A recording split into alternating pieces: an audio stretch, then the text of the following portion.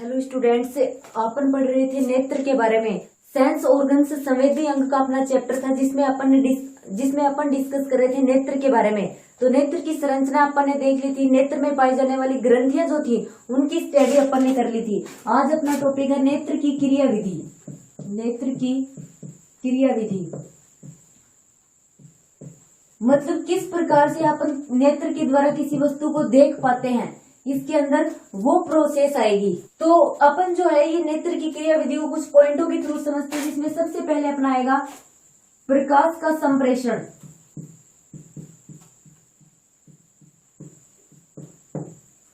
तो प्रकाश के संप्रेषण में क्या होता है, अपन जिस वस्तु को देख रहे हैं, अपनी नजर जिस वस्तु पर पड़ती है उससे परावर्तित होकर अपने जो प्रकाश की किरणें हैं वो अपना जो नेत्र होता है, अपनी आंख जो होती है उसमें प्रवेश करती है। वो किरणें किन से होते हैं, अपने नेत्रोद लेंस से हो गए। कचाप जो यहाँ पर ये दर्भ होता है इसके माध्यम से अपने नेत्र में प्रवेश कर जाती है। ठीक है, यही होता है प्रकाश का संप्रेक्षण। मतलब वस्तु से परावर्तित किरणें जो होती हैं वो अपनी आंख के अंदर प्रवेश करती हैं। फिर इसके बाद में अपना जो सेकंड पॉइंट आएगा वो होगा प्रतिबिंब का बनना।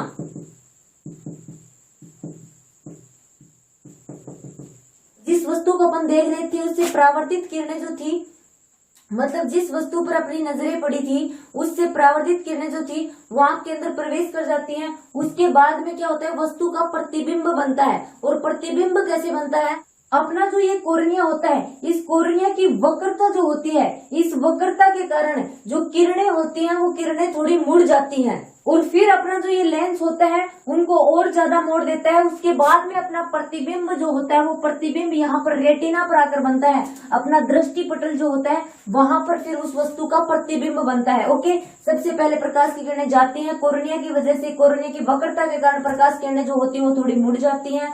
लेंस जो होता है वो उन्हें और ज्यादा मोड़ देता है। उसके बाद में आगे रेटिना पर इसका क्या बनता है, प्रतिबिंब बनता है। अगर अपन नेक्स्ट पॉइंट में देखें तो प्रतिबिंब जो होता है उस प्रतिबिंब का स्वरूप कैसा होता है, कैसा प्रतिबिंब बनेगा। तो इस प्रोसेस में अपना प्रतिबिंब जो होता है वो हमेशा वास्तविक और उल्टा बनता है। ओके, याद रखने वाली बात होती है, प्रतिबिंब जो होता है वो हमेशा वास्तविक और उल्टा बनेगा। फिर अगर प्रतिबिंब के बाद में नेक्स्ट पॉइंट पर अपन डिस्कस करें तो नेक्स्ट पॉइंट क्या होगा, तंत्रिका आवेग का बनना एवं उनका संप्रेक्षण।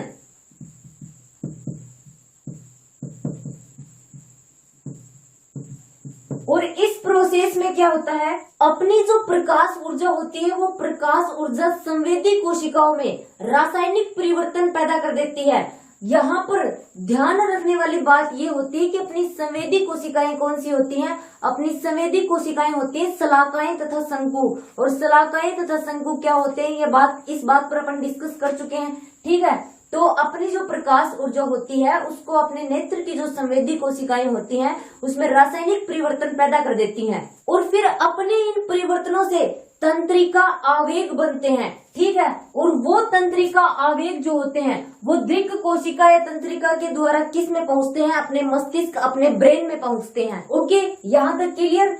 तंत्रिका आवेग सबसे पहले क्या होता है, तंत्रिका आवेग बनते हैं। अपनी जो संवेदी सेल्स होती है वो प्रकाश ऊर्जा में रासायनिक परिवर्तन पैदा कर देती है, जिसकी वजह से क्या बनते हैं, आवेग बनते हैं। और वो आवेग जो होते हैं वो दृक तंत्रिका से होते हुए किस में पहुंचते हैं, अपने ब्रेन में, अपने मस्तिष्क में पहुंचते हैं। उसके बाद में क्या होता है, जब ब्रेन तक पहुंच जाता है तो उसके बाद की प्रोसेस होती है अनुभूति। और इस प्रोसेस में क्या होता है, इस प्रोसेस में अपना मस्तिष्क जो होता है वो प्रतिबिंब को भिन्न भिन्न रूपों से देखता है, उसको समझता है और उसका अर्थ निकालता है। जो आवेगों के माध्यम से जो संदेश अपने ब्रेन तक पहुंचा है, अपने मस्तिष्क तक पहुंचा है, वो फिर क्या करता है, वो जो प्रतिबिंब होता है उसके अर्थ को समझता है और फिर क्या करता है, उस वस्तु को सीधे तरीके से देखता है। हालांकि अपने रेटिना जो होता है, रेटिना पर प्रतिबिंब हमेशा उल्टा बनता है। अपना ब्रेन जो होता है, अपना ब्रेन जो वस्तु होती है उस वस्तु को सीधा दिखाता है, लेकिन रेटिना के अंदर जो प्रतिबिंब होता है वो उल्टा बनता है। ठीक है, ये आ गई अनुभूति की प्रोसेस। उसके बाद में आता है समंजन एवं फोक्सन। एक ही बात होती है ये, समंजन एवं फोक्सन। समंजन या फोक्सन क्या होता है, छोटा क्वेश्चन पूछ सकते हैं, समंजन किसे कहते हैं तो या फोक्सन किसे कहते हैं।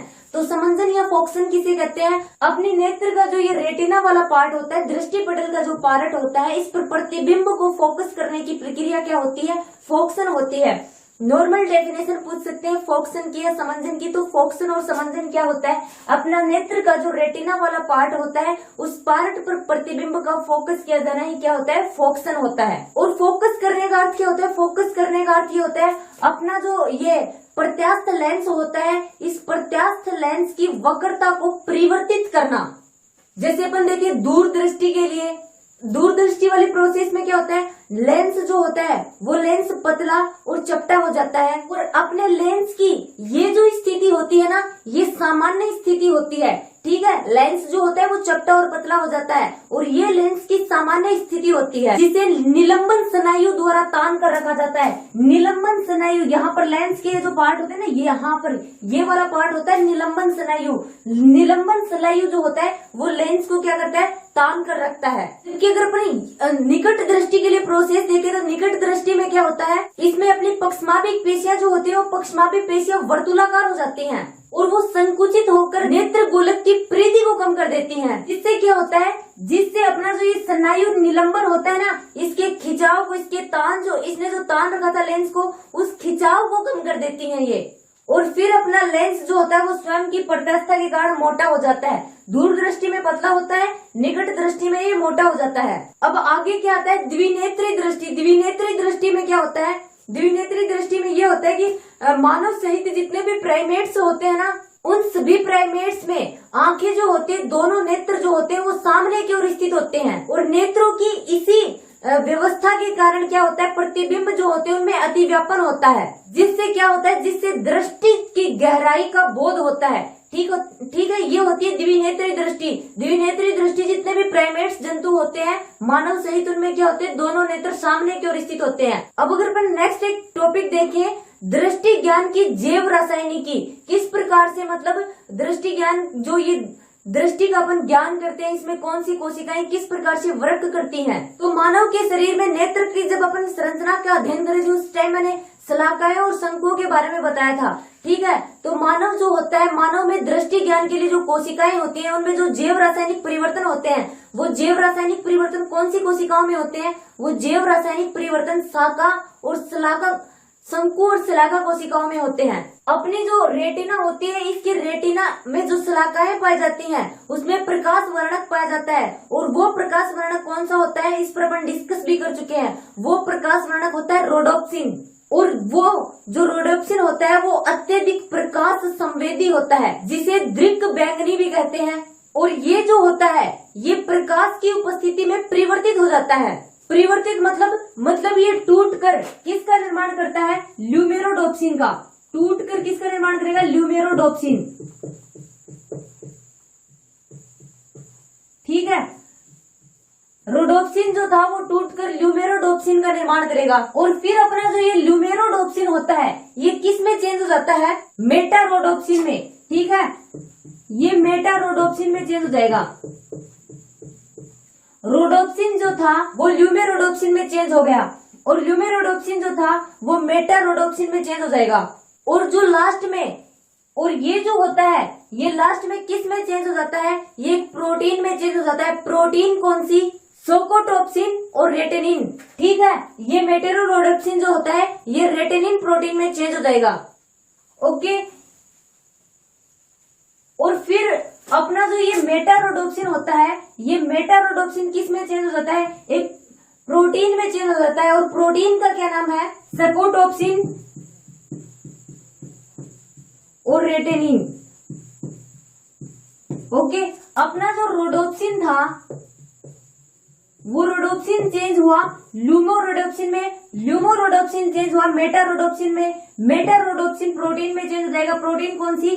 सेकोटोप्सिन व रेटिनिन में। ओके, और फिर जो अंधकार की स्थिति होती है, उस अंधकार की स्थिति में अपना सेकेटोप्सिन और रेटिनिन जो होता है वापस से रोडोप्सिन में चेंज हो जाता है। क्लियर यहाँ तक? पहले अपना रोडोप्सिन जो होता है वो प्रकाश की उपस्थिति में परिवर्तित होता है। प्रकाश की उपस्थिति में जब ये परिवर्तित होता है तो रोडोप्सिन से ल्यूमोरोडोप्सिन में चेंज हो जाता है। उसके बाद में ये ल्यूमोरोडोप्सिन मेटारोडोप्सिन में चेंज हो जाएगा। मेटारोडोप्सिन प्रोटीन, इसको स्कोटॉप्सिन और रेटिनिन में चेंज हो जाएगा। फिर रेटिनिन जो होता है ये अंधकार की उपस्थिति में किस में चेंज हो जाता है, वापस से रोडोप्सिन में चेंज हो जाता है।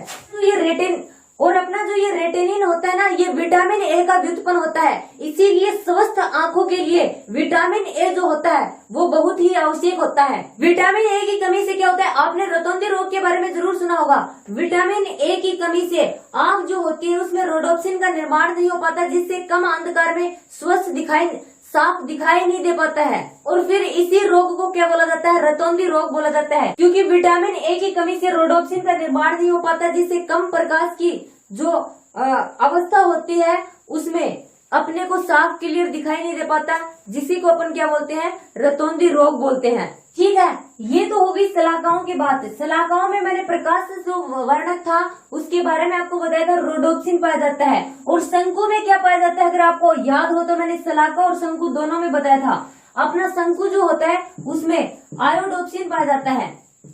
ठीक है, उसमें क्या पाया जाएगा, आयोडोप्सिन। शंकुओं में आयोडोप्सिन पाया जाता है। अपना जो ये आयोडोप्सिन होता है ये रंगीन पदार्थ होता है और ये क्या करता है, वस्तुओं में रंग का भेद करने का कार्य होता है इसका। अपने जो प्राथमिक रंग होते हैं ना उनके लिए अलग अलग प्रकार के शंकु पाए जाते हैं। और प्राथमिक रंग कितने प्रकार के होते हैं, 3, लाल, हरा और नीला। ठीक है, ये अपने प्राथमिक रंग होते हैं और इनके लिए अलग अलग प्रकार के शंकु पाए जाते हैं, जिसमें अपने लाल रंग के लिए इरिथ्रोलेब, हरे रंग के लिए क्लोरोलेब और नीले रंग के लिए साइनोलेब। ओके, ये तीनों पाए जाते हैं अपने जो प्राथमिक रंग होते हैं इनके लिए। तो यहाँ पर दृष्टि ज्ञान का जो जैव रासायनिक का जो टॉपिक था वो कंप्लीट हो जाता है। अब जो अपना सेंस ऑर्गन नेत्र है इसका एक टॉपिक और बचता है, डिसऑर्डर्स। नेत्र से रिलेटेड कौन कौन से डिसऑर्डर होते हैं उनके बारे में अपन डिस्कस करेंगे।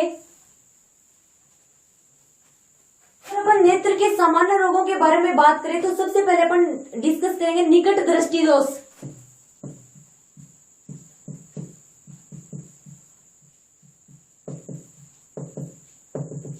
तो निकट दृष्टि दोष में क्या होता है, व्यक्ति जो होता है वो कम दूरी की वस्तु तो साफ साफ देख सकता है, लेकिन अधिक दूरी की जो वस्तु होती है वो उसको क्लियर दिखाई नहीं देती है। और ऐसा क्यों, क्योंकि इस जो वस्तु होती है उस वस्तु का प्रतिबिंब जो होता है वो अपने दृष्टि पटल पर बनता है। लेकिन निकट दृष्टि दोष में क्या होता है, जो वस्तु का प्रतिबिंब होता है वो दृष्टि पटल से थोड़ा आगे बनता है।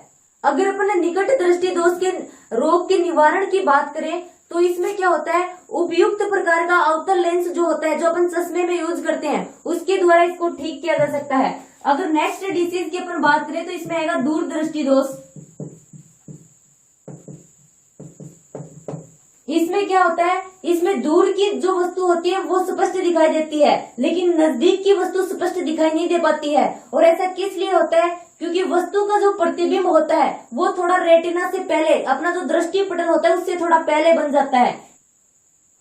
और अगर अपन बात करें ऐसा किस लिए होता है, तो दूर दृष्टि दोष में क्या होता है, अपने वस्तु का जो प्रतिबिंब होता है वो रेटिना, अपना जो दृष्टि पटल होता है उससे पीछे बनता है। ठीक है, दूर दृष्टि दोष में जो अपना प्रतिबिंब होता है वो दृष्टि पटल या रेटिना से पीछे बनता है। और निकट दृष्टि दोष में क्या होता है, अपना प्रतिबिंब दृष्टि पटल या रेटिना से आगे बनता है। अगर रोग से निवारण की अपन बात करें दूर दृष्टि दोष में क्या कर सकते हैं, उपयुक्त प्रकार का उत्तल लेंस का यूज करके अपन क्या कर सकते हैं, इस दूर दृष्टि दोष से बच सकते हैं। इसमें क्या है, अवतल लेंस, ओके, और इसमें उत्तल लेंस। अगर नेक्स्ट डिसीज की अपन बात करें मोतियाबिंद। अब बात करें अगर मोतियाबिंद में क्या होता है, इसमें ये होता है कि उम्र बढ़ने के साथ साथ अपना जो लेंस होता है वो अपारदर्शी हो जाता है। नेत्र का जो लेंस होता है ये सफेद और अपारदर्शी हो जाता है उम्र बढ़ने के साथ साथ। और अपना जो ये लेंस होता है इस लेंस को अपन शल्य क्रिया के द्वारा निकाल भी सकते हैं।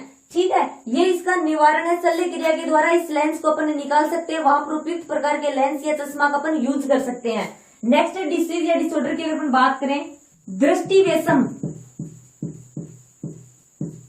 और दृष्टि विषम में क्या होता है, अपना जो ये कोर्निया होता है, इस कोर्निया की आकृति जो होती है ये असामान्य हो जाती है। और अगर इस रोग से निवारण की अपन बात करें तो इसके लिए अपन बेलनाकार लेंस का यूज कर सकते हैं दृष्टि विषम से बचने के लिए।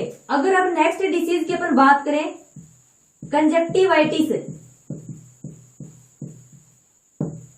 कंजक्टिवाइटिस में क्या होता है, कंजक्टिवाइटिस में अपने आंख का जो एक कंजक्टिवा का पार्ट होता है ना, यहाँ पर होता है, आइरिस के यहाँ पर कंजक्टिवा का पार्ट होता है। इसमें क्या होती है, सूक्ष्म जीवों बैक्टीरिया के द्वारा इसमें सोजन आ जाती है और इसको अपन क्या बोलते हैं, आंख का आना भी बोला जाता है अपनी सामान्य भाषा में। अगर इस रोग की अपन बात करें, कंजक्टिवाइटिस में क्या होता है, सूक्ष्म जीवों बैक्टीरिया के संक्रमण से कंजक्टिवा पार्ट में, नेत्र के कंजक्टिवा पार्ट में सूजन आ जाती है, जिसको आंख का आना भी बोलते हैं। अगर नेक्स्ट डिसऑर्डर की अपन बात करें, वर्णांधता। वर्णांधता के बारे में आपने पहले भी सुना होगा। वर्णांधता जो होती है ये एक आनुवांशिक रोग होता है। आनुवांशिक रोग या जेनेटिक डिसऑर्डर कौन से रोग होते हैं, वे रोग जो एक पीढ़ी से दूसरी पीढ़ी में जाते हैं। और ये वर्णांधता किस कमी से होता है, अपनी आंख जो होती है, अपनी आंख में संवेदी कोशिकाएं पाई जाती हैं, शंकु और शलाका। ठीक है, शंकु जो होती है वो वस्तु के रंग भेद का ज्ञान देती है। तो वर्णांधता की प्रोसेस में क्या होता है, आंख में शंकु कोशिकाओं की कमी हो जाती है। शंकु कोशिकाओं की कमी हो जाने से जो व्यक्ति होता है वो लाल और हरे रंग में अंतर नहीं कर पाता है। ठीक है, यही रोग होता है वर्णांधता। इसमें क्या होता है, जो इस रोग से ग्रसित व्यक्ति जो होता है वो लाल और हरे रंग में डिफरेंस नहीं कर पाता है। ओके, और ये रोग जो होता है ये जेनेटिक डिसऑर्डर होता है, मतलब एक पीढ़ी से दूसरी पीढ़ी में जा सकता है। तो ये थे अपने नेत्र से रिलेटेड सामान्य रोग। तो यहाँ पर अपना एक सेंस ऑर्गन कंप्लीट हो जाता है। अपन ने चैप्टर में पढ़े थे कि टोटल अपने जो होते हैं वो 5 सेंस ऑर्गन होते हैं। तो अपना जो नेक्स्ट टॉपिक होगा वो अपने कान, ईयर से रिलेटेड होगा। अपन कान की स्ट्रक्चर देखेंगे कि इसकी सामान्य संरचना कैसी होती है और किस प्रकार से सुनने की प्रोसेस जो होती है वो कंप्लीट होती है, जो अपन अपने नेक्स्ट वीडियो में देखेंगे।